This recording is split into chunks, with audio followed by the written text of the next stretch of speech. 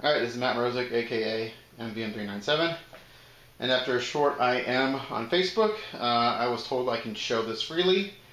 So this is pretty special, pretty cool actually, for anyone who's a fan of Star Wars, and I know not everyone's a Star Wars fan, but this is a model that is very rare and basically almost impossible to get. This was, hold on, I have to get the names correctly. It was done by Jason Eaton.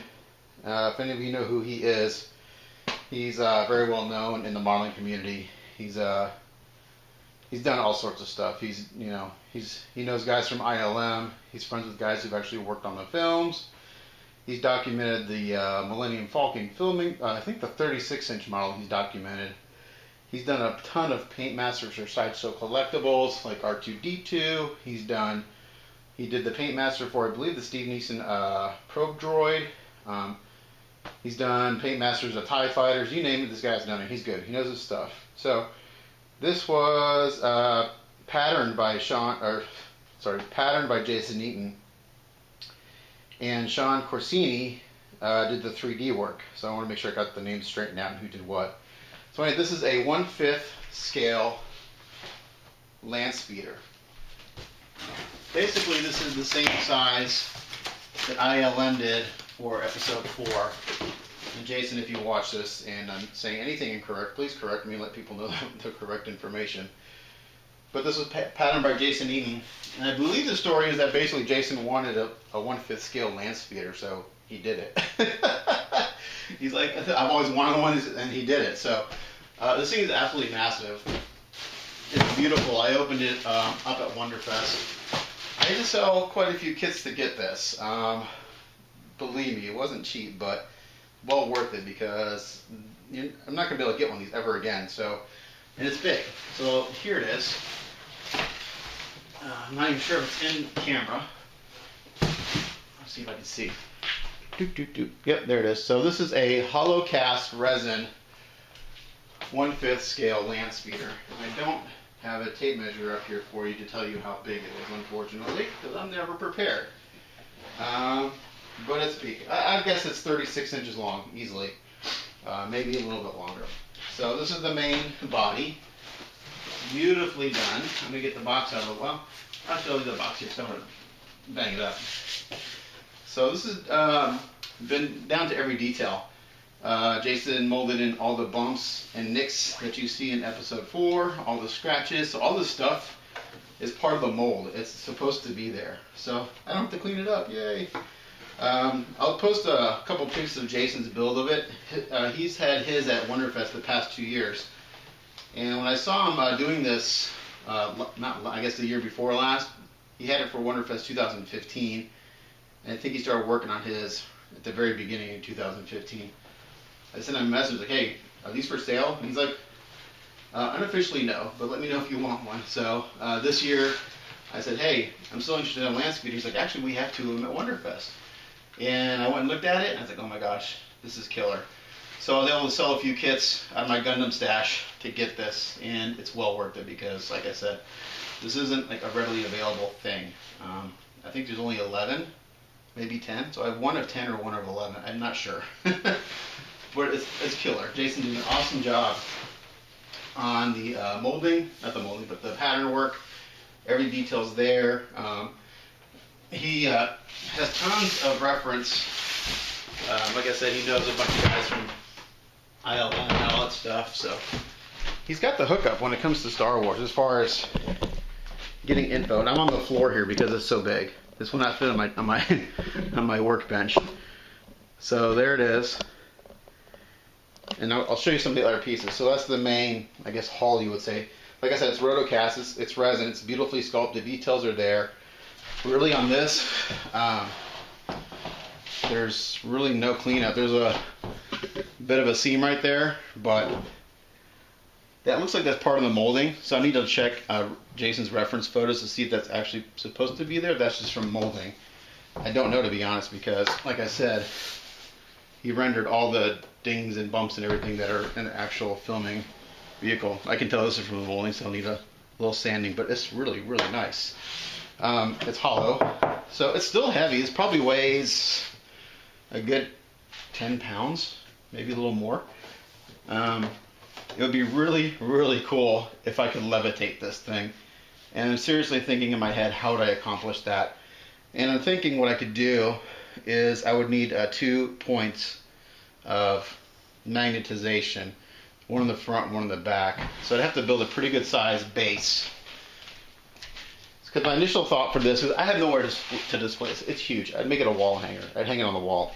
But if I could get to levitate, like for contest, that'd just blow everyone's minds. I've levitated a little car, you know, my little Markov, which is that big. And it's really just a matter of finding the right magnets that will hold the weight and getting it to hold still. So basically you have to build a magnetic field underneath the thing and get the magnets to stay there, because I don't want any strings or anything holding it in place. So that's the main part of the model. I'm going to move to my workbench and show you all the parts that come with it now, okay? So give me a second. Because as you guys know, I'm an awesome videographer. And I'm always ready. And I have all the cool effects and everything.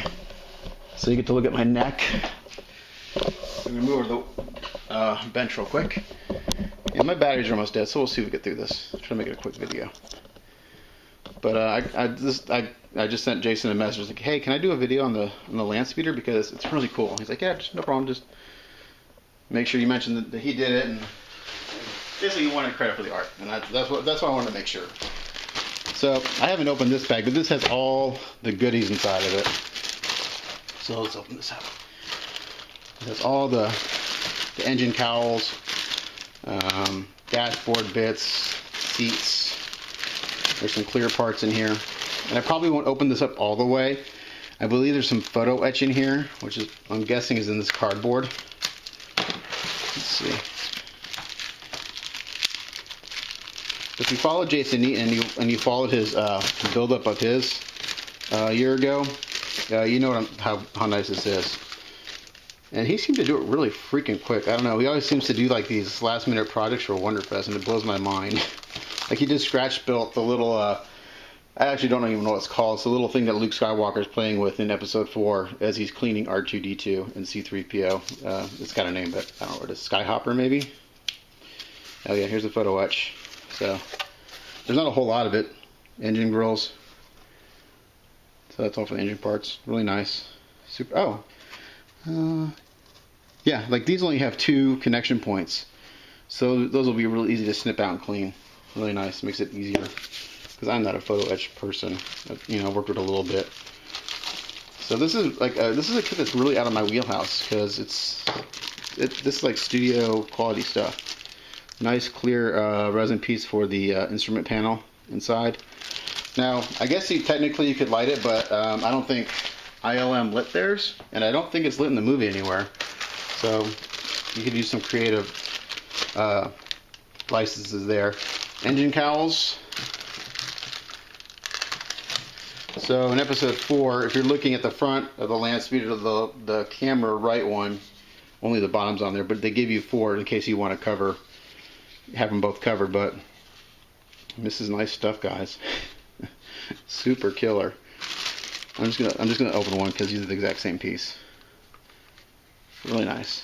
That's big. It's as big as my forearm. It could almost be Stormtrooper armor. Check that out. It almost would work for Stormtrooper armor. Those engine cowls. Here's the exact same thing, just the opposite sides that made into them. They got little keys here, which are nice. The key. All right. What else we got in here? More engine cowls. That's right. There's 3 engines. Duh. There's 2 on the sides and 1 on the back. It's like, why is there more engine cowls? This is probably for just the one. I'm guessing this is just for the one that's open, because there's no keys or anything. So they just, there you go. That makes sense. We got 2 full ones. One on the top, one on the ship's right, that are fully enclosed. And you got one on the ship's left that has the top missing. Right. Here are the seats.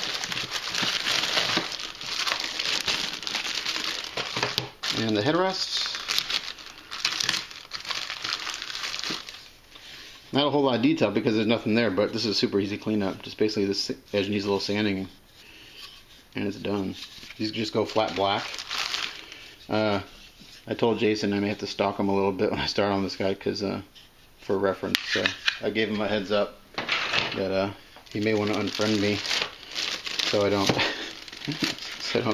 bug him too much. The headrest, again, there's not a whole lot of detail, but there's no detail. It's just the headrest. But nicely done. And then we get into some of the engine's innards. Now, they don't supply everything. Like, I'll have to go get my own wiring and stuff to do the engine detail, but that's no big deal. But it's beautiful work. Really nicely done. Good job, Jason. Really killer. And I guess technically this isn't a difficult model. It's just big. There's not a lot of pieces. I mean, I build Gundams that have 1,000 pieces, and you know. But it's funny though, because like I said, I built that little Thunder Road and it has like 10 pieces, and I managed to screw up pretty significantly 2 times on it. It still won a bronze, but it's a simple kit and I managed to mess it up. So who knows? Maybe I should ask Jason to break this down into like 800 pieces, and I'll do a better job on it. So it's kind of cool. They give you 2 different steering options, because this is the one that they used for filming, the joystick. Whenever it was a far shot and they were driving a Landspeeder, they used a steering wheel. So this is like the filming one, and this would be like the practical one that you choose. This little detail that goes up on top of the front of the Landspeeder.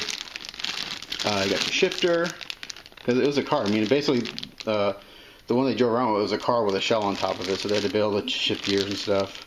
You never see this in the movie.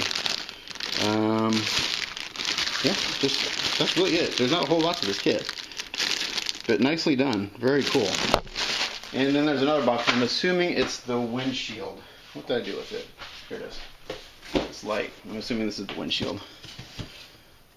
I'll be careful with my knife here, because I do not want to scratch it.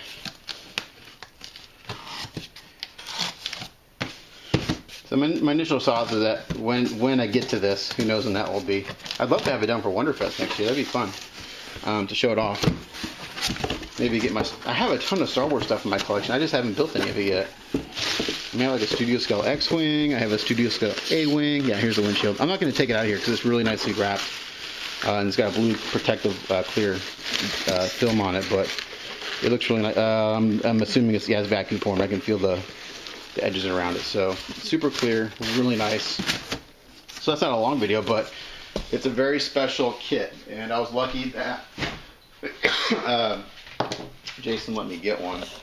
Like I said, I did have to sell some of my prized possessions, but it's worth it when you can have something that's really cool that not many people will ever have, and it's just a neat opportunity to be able to get something like this. So a huge shout out to Jason Eaton for hooking me up on this.